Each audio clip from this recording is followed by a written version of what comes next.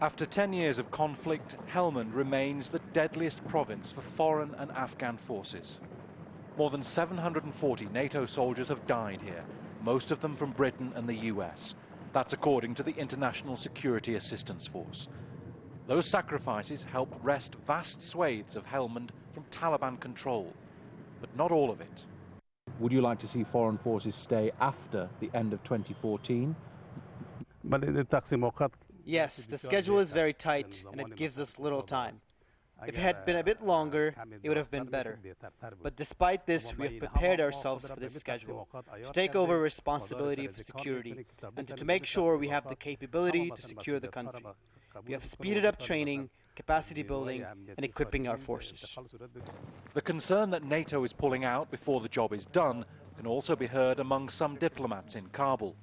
Publicly, President Hamid Karzai insists his military and police are ready now to take full responsibility for security. These police have been patrolling on their own without the help of NATO forces for about a year now, and they say they're happy to carry on doing that. But this is the sort of area of Helmand province, rural areas, that remain vulnerable. And there are fears that the Taliban is just waiting out the withdrawal of NATO forces.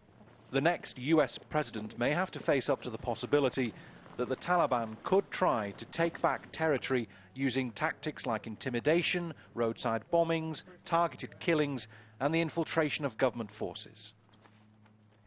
Today we pause to honor our coalition force and Afghan security forces members who made the supreme contribution for Afghanistan this week. This is a weekly memorial service at ISAF headquarters in Kabul. George O'Connor, 40 Commando. 4 of the 7 foreign soldiers who died in this week were murdered by men in Afghan uniforms. ISAF has acknowledged some Taliban infiltration of Afghan security forces.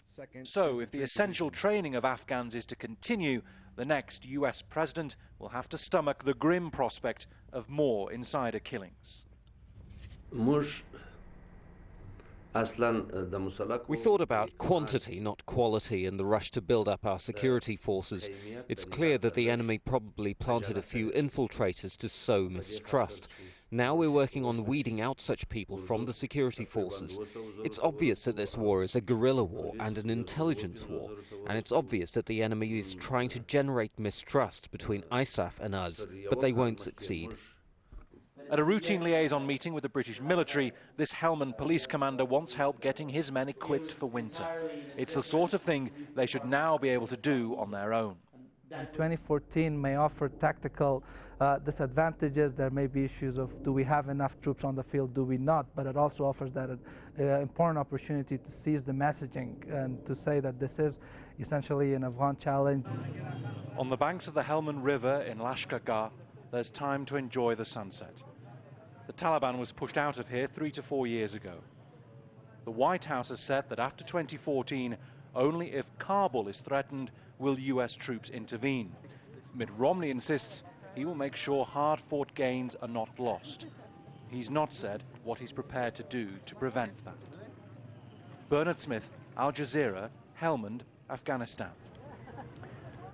Well, joining us now to talk more about this is Hamid Saburi. He's a political commentator and former employee of the National Security Council of Afghanistan. He joins us now from Kabul. Thank you for being with us. Now, as far as Afghans are concerned, there doesn't seem to be a huge difference between the candidates on the issue of troops there. They've both said that they are committed to this withdrawal of all the troops by the end of 2014. But we heard the Helmand governor in our report there saying that he thinks that that is too soon. Is that what you believe?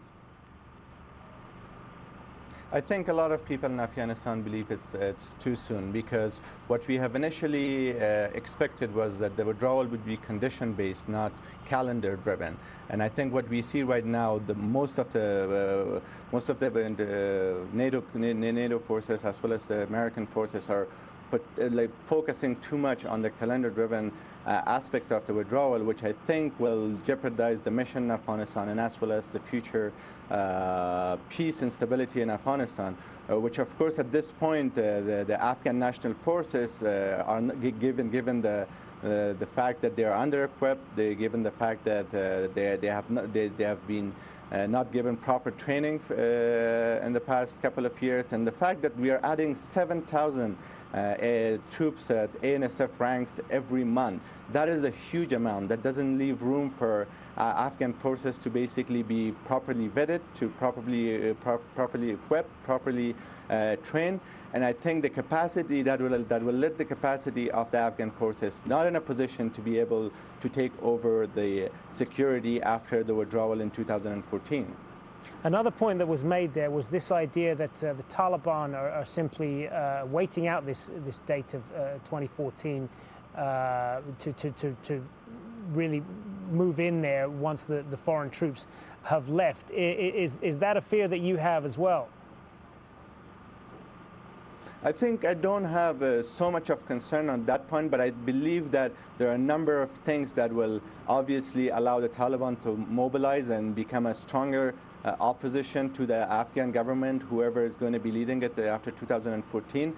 But I think it's also going to be a very difficult decision for the international community to let all the investment that they have done in the past 10 years just go away like that, let's say after 2014. It's going to be a failure for them. It's going to be a failure for what they have invested, the blood and the money that they have invested in Afghanistan, and as well as the hope that they have, the hope that it has been created in Afghanistan since 2001, that Afghanistan is moving towards prosperity and stability. Of course, relative.